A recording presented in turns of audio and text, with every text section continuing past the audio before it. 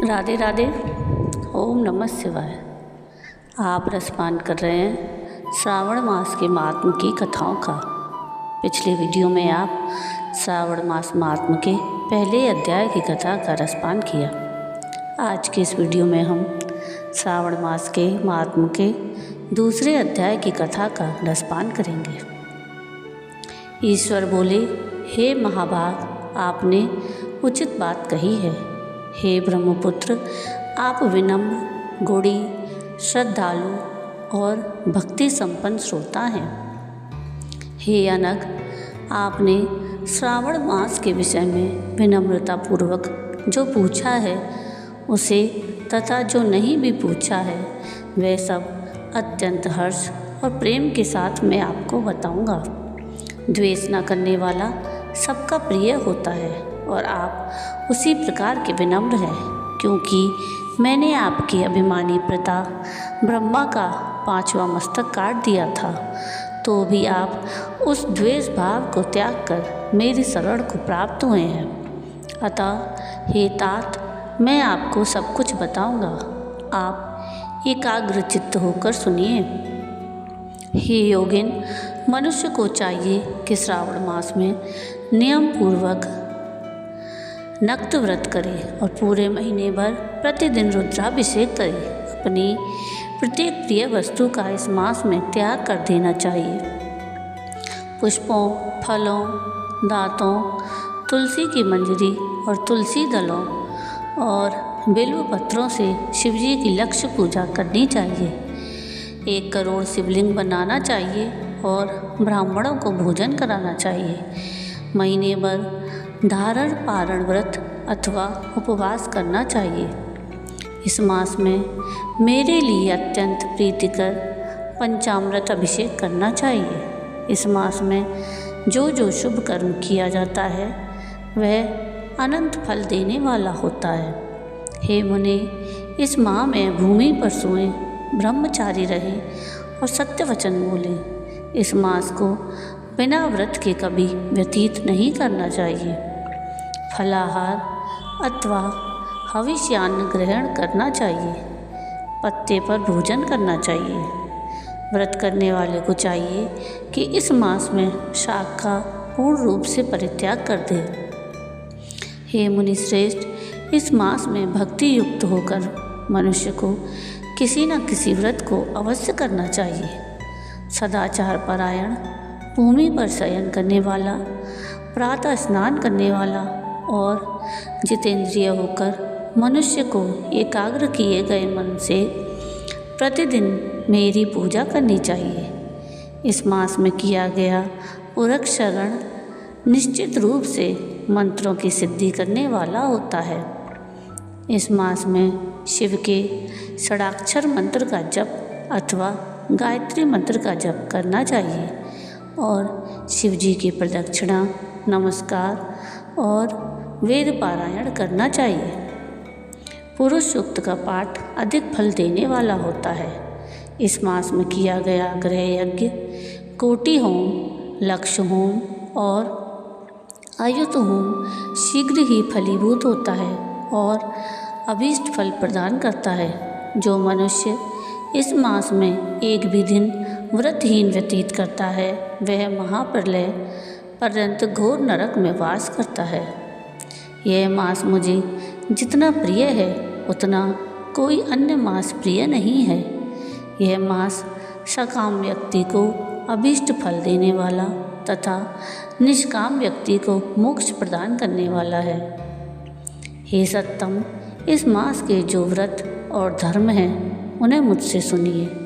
रविवार को सूर्य व्रत और सोमवार को मेरी पूजा और नक्त भोजन करना चाहिए।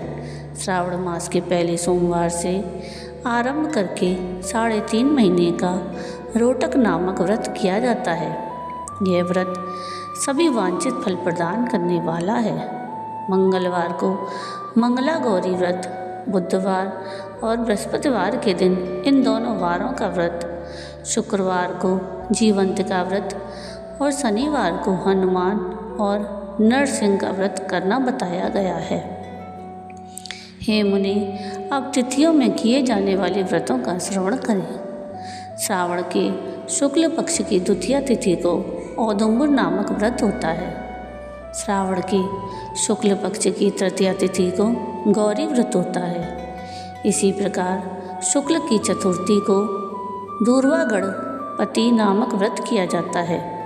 हे मुने, उसी चतुर्थी का दूसरा नाम विनायकी चतुर्थी भी है। शुक्ल पक्ष में पंचमी तिथि नागों के पूजन के लिए प्रशस्त होती है। हे मुनि श्रेष्ठ, इस पंचमी को रौरव कल्पादि नाम से जानिए। षष्ठी तिथि को सुपौदन व्रत और सप्तमी तिथि को शीतला व्रत होता है। अष्टमी और चतुर्दशी तिथि को देवी का पवित्रारोपण व्रत होता है। इस मास के शुक्ल और कृष्ण पक्ष की दोनों नवमी तिथियों को नक्त व्रत करना बताया गया है। शुक्ल पक्ष की दसवीं तिथि को आशा नामक व्रत होता है। इस मास में दोनों पक्षों में दोनों एकादशी तिथियों को इस व्रत की कुछ और विशेषता मानी गई है। श्रावण मास के शुक्ल पक्ष की द्वादशी तिथि को श्री विष्णु का पवित्रारोपण व्रत बताया गया है। इसी द्वादशी तिथि में भगवान श्रीधर की पूजा करके मनुष्य परम गति प्राप्त करता है। उत्सर्जन, उपाकर्म, सभादीप, सभा में उपाकर्म, इसके बाद रक्षाबंधन, पुनः श्रवणाकर्म, सर्पबलि और हयग्रीव का अवतार, ये 7 कर्म पूर्णमासी तिथि को करने हेतु बताए गए हैं। श्रावण मास के कृष्ण पक्ष में चतुर्थी तिथि को संकट चतुर्थी व्रत कहा गया है और श्रावण मास के कृष्ण पक्ष की पंचमी तिथि के दिन मानव कल्पादि नामक व्रत को जानना चाहिए। हे द्विजोत्तम, कृष्ण पक्ष की अष्टमी तिथि को कृष्ण जी का अवतार हुआ।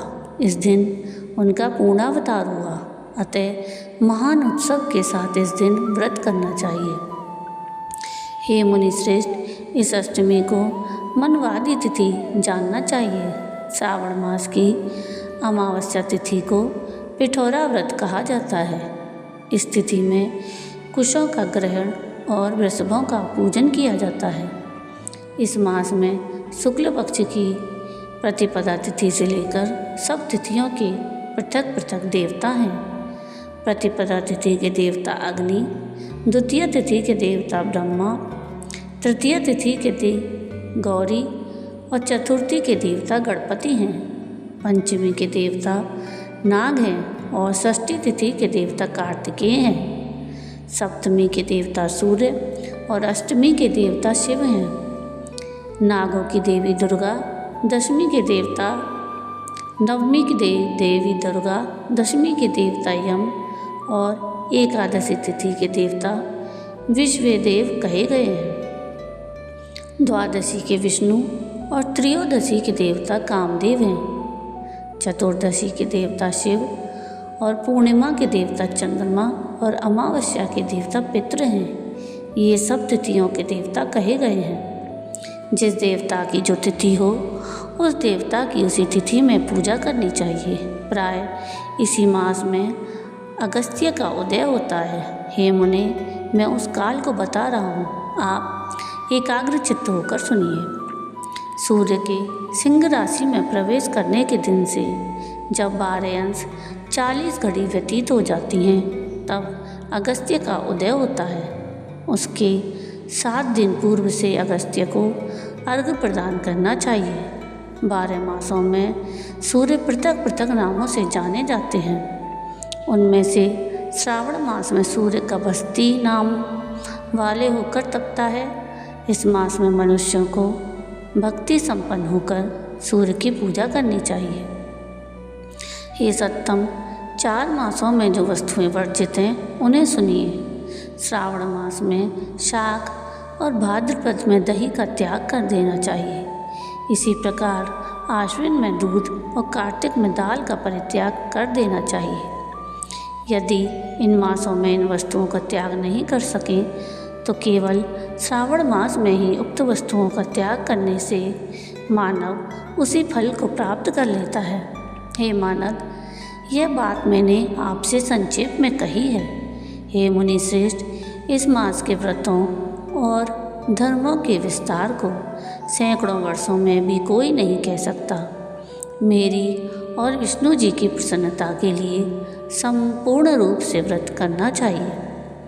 परमार्थ की दृष्टि से हम दोनों में भेद नहीं है।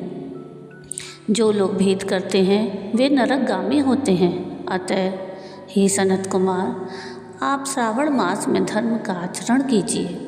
इस प्रकार ईश्वर सनत कुमार संवाद के अंतर्गत